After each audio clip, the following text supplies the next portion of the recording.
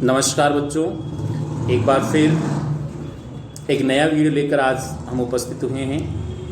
हमारे last video में हमने चर्चा की थी कच्ची बस्तियां किसे कहते हैं और उनके कौन कौन से लक्षण होते हैं। आज हम चर्चा करते हैं कि कच्ची बस्तियों का स्वरूप हमारे सामने किस प्रकार उभर कर आता है। तो ध्यान दीजिए बच्चों, कच्ची बस्तियों में वो लोग निवास करते हैं जो रोजगार की तलाश में ग्रामीण क्षेत्रों से शहरी क्षेत्रों की ओर आते हैं। अब रोजगार के लिए ग्रामीण क्षेत्रों से शहरी क्षेत्रों में तो आ गए, लेकिन वहां पर रहने के लिए उनके लिए न तो कोई पर्याप्त मकान की व्यवस्था है, न उनकी आर्थिक स्थिति इतनी मजबूत होती है कि वो मकान खरीद सकें, और यहां तक कि उनकी आर्थिक स्थिति इतनी दयनीय होती है कि वो किराए पे मकान भी नहीं ले सकते, क्योंकि ऐसे नगरीय क्षेत्रों में जो किराया होता है वो बहुत ज़्यादा मिलता है। मासिक जो किराया होता है मकानों का वो बहुत ज़्यादा होता है, और उन लोगों के लिए इस किराए को अदा करना संभव नहीं हो पाता।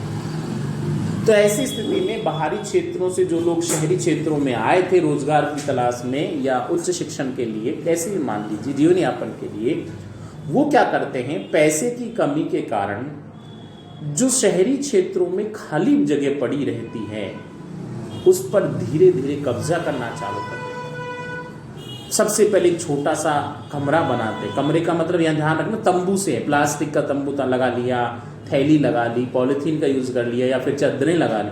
ऐसे एक छोटा सा अस्थायी कमरा बनाते और उस अस्थायी कमरे में उनका पूरा परिवार निवास करने लगता है। तो ऐसी फिर एक को देखकर दूसरा बनाता है, दूसरे को देखकर तीसरा, और धीरे धीरे उनकी बड़ी बस्ती बन जाती है। ऐसी बस्तियों के अंदर कौन कौन सी समस्याएं उभर कर आती हैं, जो मुख्य समस्याएं ऐसी बस्तियों में देखने को मिलती हैं, उनकी हम चर्चा करने वाले। तो देखो, सबसे बड़ी समस्या, जो सबसे पहली समस्या, अस्वास्थ्यपूर्ण पर्यावरण में आवासों का निर्माण। यहाँ लोगों के द्वारा ऐसी स्थिति पर या ऐसी जगह मकान बनाए जाते हैं जो मानवीय स्वास्थ्य के दृष्टिकोण से उपयुक्त नहीं होते। नालों के आसपास जो खाली जगह पड़ी रहती है वो मानवीय निवास के लिए कभी भी उपयुक्त नहीं होती, लेकिन खाली जगह पड़ी रहने के कारण और साथ में हम देखें सरकारी जगह होने के कारण ये लोग उस नालों के आसपास जो खाली जगह होती है उसी पर अपना मकान बनाना चालू करते हैं, मकान बनाते रहने लग जाते हैं। अब नाले में जल का स्तर कब बढ़ जाए, उससे कितनी हानि होगी, इससे इनको कोई मतलब नहीं। दुर्गंध युक्त जो वातावरण वहां देखने को मिलता है उससे इनको कोई दुर्गंध नहीं है। आवारा जो पशु पक्षी वहां देखने को मिलते हैं जो इनकी जीवन की स्तर को खराब करते हैं, उनसे कोई मतलब नहीं है। इनको तो अपना मकान बनाना है। तो ऐसी स्थिति पर ये मकान बनाते हैं जो मानवीय स्वास्थ्य के दृष्टिकोण से पूरी तरह उपयुक्त नहीं होते। दूसरी समस्या देखिए बच्चों, सड़कों का अभाव। शहरी कच्ची बस्तियों में मनुष्य मकान तो बना लेते हैं, कच्चे मकान, सेमी पक्के मकान, पक्के मकान, यहाँ तक कि पक्के मकान बन जाते, लेकिन उनमें जो गलियां पाई जाती हैं उन गलियों की जो चौड़ाई होती है वो इतनी कम होती है कि वहां से टू व्हीलर निकालना भी संभव नहीं हो पाता है। तो गलियां बहुत सकड़ी मिलती हैं, अत्यधिक सड़कों का तो सवाल ही नहीं है, सड़कें कहाँ बनेंगी ये संभव ही नहीं। तो सड़कों का लगभग अभाव पाया जाता है। तो सोचिए, मान लीजिए किसी कारण कहीं पे कोई आपातकालीन स्थिति उत्पन्न हो जाए तो वहां बिना सड़क के किसी वाहन का प्रवेश करना या दमकल या गाड़ी का प्रवेश कैसे संभव हो। तो सड़कों का लगभग अभाव इनमें देखने को मिलता है, और तिरछी बाकी या हम ऐसा कहें कि घुमावदार यहाँ पे गलियां जरूर पाई जाती हैं। पेयजल, प्रकाश और शुद्ध वायु की कमी। कच्ची बस्तियों में मकानों का झुंड बना रहता है, झोंपड़ियों का एक झुंड पाया जाता है। अब इस झुंड में जनसंख्या तो बहुत ज्यादा रहती है, लेकिन पीने के पानी की आपूर्ति नहीं हो पाती, क्योंकि सरकारी प्रयासों के द्वारा जो पेयजल की व्यवस्था की जाती है खुले क्षेत्रों में की जाती है, और ऐसे भीड़ भाड़ युक्त बहुत अधिक मकानों के घनत्व वाले क्षेत्र में न तो किसी हैंडपंप की व्यवस्था की जा सकती, क्योंकि मशीन ही नहीं जा सकती, सड़कों का अभाव है, गलियां बहुत सकड़ी हैं। तो पेयजल का अभाव मिलता है, बहुत लोगों को पीने के पानी के लिए परेशानी का सामना करना पड़ता है। ग्रीष्म काल के दौरान जब एक टैंकर आता है ऐसी बस्तियों के क्षेत्र में, तो वहां पर सैकड़ों की संख्या में लोग इकट्ठे हो जाते हैं, पानी के लिए आपस में छीना झपटी होने लग जाती है। और यहाँ तक कि आपस में लड़ाई की स्थिति भी उत्पन्न हो जाती है, और अक्सर लड़ाई जैसी स्थिति इन क्षेत्रों में उत्पन्न होती रहती है। मकानों का अत्यधिक सघन होने के कारण सूर्य का प्रकाश पहुंच ही नहीं पाता। बहुत सारी बस्तियों में तो सूर्य का प्रकाश ही नहीं पहुंच, शुद्ध वायु की कमी होती है। नालों के आसपास बनी हुई है, रेल के किनारों के आसपास बनी हुई है, सड़क के किनारों के आसपास में तो गंदा वातावरण रहता है, दुर्गंध आती रहती है। मानव के लिए जो शुद्ध वायु की आवश्यकता होती है उसका लगभग अभाव सा इसमें देखने को मिलता है। छोटे मकानों में बहुत अधिक लोगों के निवास करने के कारण अत्यधिक भीड़ भाड़ बनी रहती है, और ऐसी अत्यधिक भीड़ भाड़ वाली स्थिति में संक्रामक बीमारियों और संक्रमण के बढ़ने का खतरा अत्यधिक मंडराता रहता है, जो मानवीय दृष्टिकोण से बहुत ही खतरनाक स्थिति को दर्शाता है। कच्चे मकान होने से आग लग जाने का खतरा। देखो, झुग्गी झोंपड़ियों के जो निवासी होते हैं, गरीब वर्ग के लोग होते हैं, आमदनी इनकी पर्याप्त मात्रा में हो नहीं पाती, तो या तो प्लास्टिक या पॉलीथीन के तंबू लगाकर रहते हैं, या फिर जो घास फूस खपरेल होती है उससे अपने मकान बना लेते हैं। तो हम साधारणतः ये कि इनके अधिकांश मकान होते कच्चे होते हैं, कुछ मकान सेमी पक्के भी हो सकते हैं, लेकिन दोनों में ही आग लगने का खतरा हमेशा बना रहता है। गलती से यदि किसी परिवार में एक में आग लग गई तो फिर पूरी बस्ती के मकानों के अंदर आग लगना स्वाभाविक है। त्वरित गति से आग का जो प्रसारण होता है वो ऐसी बस्तियों में आग के फैलने को अग्रसित करता है। बहुत अधिक मात्रा में आग का फैलाव हो जाता है, तो ऐसी स्थिति में इन बस्तियों में देखने को मिलती है। शौचालय जैसी मूलभूत सुविधा का अभाव, हम बार बार कह रहे हैं, जगह की कमी है, एक ही कमरा है, बहुत सारे लोग रहते हैं, बहुत अधिक जनघनत्व देखने को मिलता है, तो फिर शौचालय के लिए अलग से जगह होगी ऐसी तो आशा करना ही बेकार है। तो शौचालय की व्यवस्था होती ही नहीं है।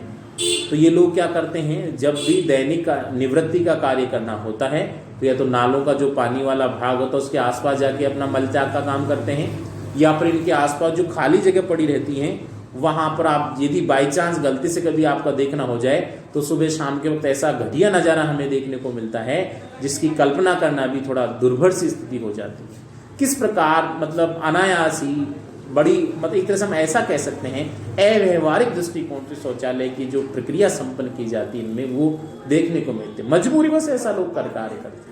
विशेष रूप से जो खाली पड़त भूमि वहां पर नालों का जो क्षेत्र होता है वहीं पर इनको शौचालय पाए जाते हैं। घरों में शौचालय जैसी कोई स्थिति नहीं मिलती, तो सरकारी प्रयास भी किए गए लेकिन वहां पर भी ऐसा इनका कोई स्पष्ट समाधान देखने को नहीं मिलता है। शिक्षा हेतु विद्यालय बाबा, जब इतनी सारी विसंगतियां देखने को मिल रही हैं तो शिक्षा के लिए विद्यालय ऐसी बस्तियों में स्थापित किया जाना सरकार के लिए भी बहुत बड़ी समस्या है। तो ऐसे बस्तियों में, क्योंकि ये सरकार द्वारा मान्यता प्राप्त होती नहीं, अनियोजित होती हैं और अतिक्रमण करके बनाई जाती है, तो ऐसे अतिक्रमित क्षेत्रों के अंदर सरकार के द्वारा सहज ही सुविधाओं को प्रदान नहीं किया जाता, तो विद्यालयों की कमी पाई जाती है। विद्यालयों की कमी मिलने के कारण यहाँ पे शिक्षा सुविधा भी पर्याप्त मात्रा में लोगों को उपलब्ध नहीं हो पाती। बच्चे ज़्यादातर अशिक्षित ही रहते हैं, पर्याप्त शिक्षा की व्यवस्था होती ही नहीं है। कम मजदूरी में जोखिमपूर्ण कार्य करने से असुरक्षित जीवन, अब इन लोगों को पर्याप्त आय की प्राप्ति हो नहीं पाती, तो ये लोग ऐसे कार्य करने के लिए मजबूर हो जाते हैं जो कम मजदूरी मिल रही है लेकिन उसके लिए भी जोखिम लेना पसंद करते हैं। जोखिम युक्त कार्य करने लग जाते हैं और उसका इनका जीवन होता है वो असुरक्षित हो जाए। कब इनकी मृत्यु हो जाए, कब ये किस दुर्घटना का शिकार हो जाए, इसके बारे में कुछ भी नहीं कहा जा सकता, क्योंकि पैसा इनके लिए बहुत बड़ा मायने रखता है। कम आमदनी वाले क्षेत्रों में पैसा बहुत बड़ा मायने रखता है और इसी कारण असुरक्षित जो कार्य करते हैं, अधिक जोखिम वाले कार्य होते हैं, उनको भी करने में सहर्ष तैयार हो जाते हैं।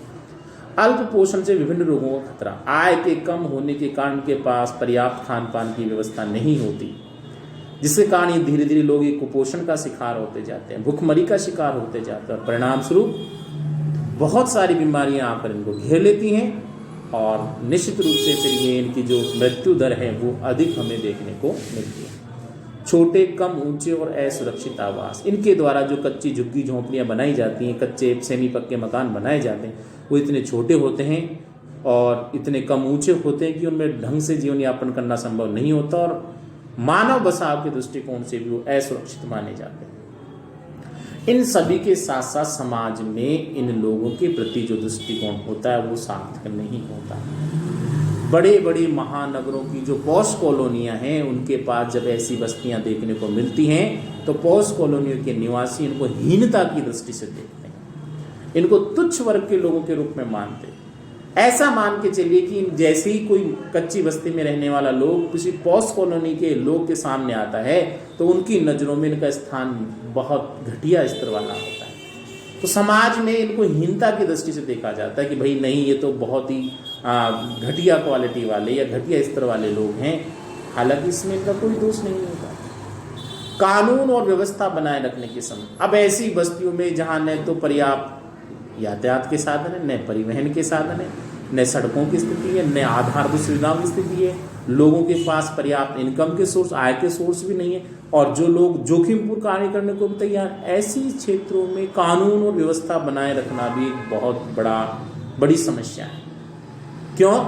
इनकी बस्तियों में बाहरी प्रशासनिक लोगों का आना जाना बहुत टेढ़े काम है। वहाँ संघर्ष करना पड़ता है। कब इनमें लड़ाई दंगे प्रारंभ हो जाते कोई पता नहीं है। वहाँ सरकारी वाहन प्रवेश नहीं कर सकते।